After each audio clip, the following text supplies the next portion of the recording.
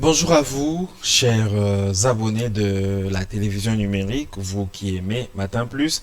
Alors nous allons vous informer. Tenez-vous prêts. Avec Caleb Kalambayi, nous allons prendre cette toute première information que news.cd a tweeté.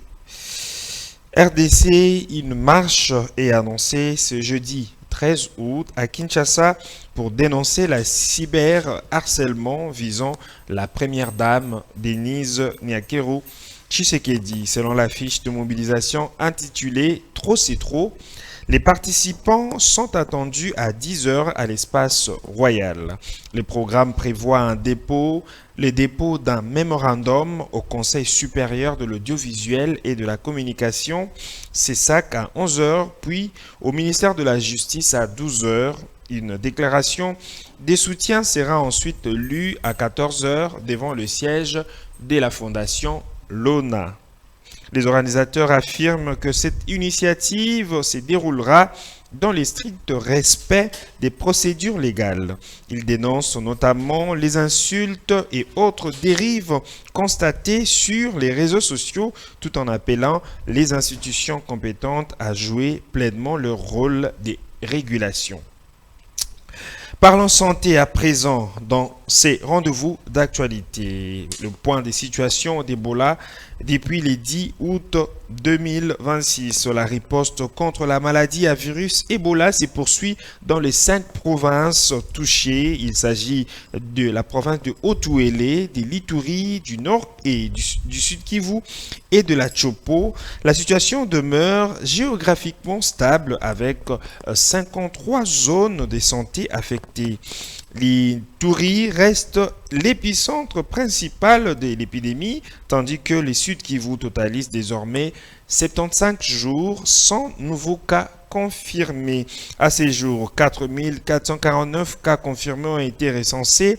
716 patients sont actuellement en isolement ou hospitalisés. 886 personnes dont ont été, voulais-je dire, guéries depuis les débuts de l'épidémie et 2061 décès ont été enregistrés. Les taux de létalité s'établit à 46,3%, tandis que le taux de suivi des contacts atteint 82,7%. Autre chose dans ces rendez-vous d'actualité, et nous prenons cette information de news.cd, Corridor 6, un chantier stratégique pour le Grand Équateur. Le gouvernement congolais et ses partenaires internationaux accélèrent les financements du Corridor 6 reliant Zongo à Lissala avec un investissement de plus de 500 millions de dollars. Soutenu par l'Union européenne, l'AFD, la BAD et la BI, ces projets visent à désenclaver le Grand Équateur et à stimuler son développement socio-économique. Au-delà de la route, les programmes prévoient de ponts, de ports fluviaux et des pistes rurales pour renforcer les échanges avec les Cameroun et la République centrafricaine. Les études préliminaires établies étant validées, le lancement des travaux est prévu pour fin 2027 avec des retombées attendues sur l'agriculture, les chaînes des valeurs locales et l'intégration régionale. Changeons des chapitres cette fois-ci pour parler de la sécurité, précisément de l'assainissement de la ville de Kinshasa avec le service national RDC.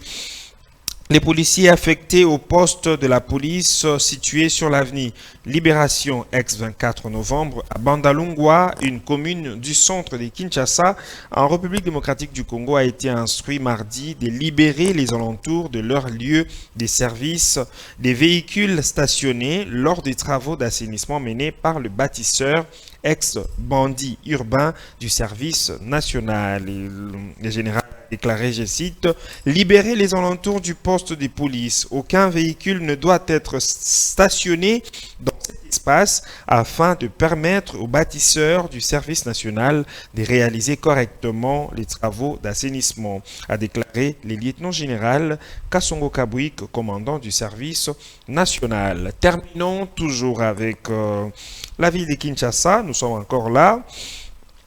avec Israël Mutombo qui a tweeté ce matin dans le cadre de la campagne Balabala Eza Wenzete visant à libérer les artères de la capitale, les constructions illégales situées sur l'avenue Capella ont été rasées lundi 10 août. Cette démonstration de force saluée par la population locale marque les débuts d'une offensive sans concession contre l'insalubrité urbaine. Nous voici à la fin de ce rendez-vous d'actualité. Mesdames et messieurs, merci à vous de l'avoir suivi et ne partez pas, car nous sommes encore au début de Matin Plus. Merci Kiara.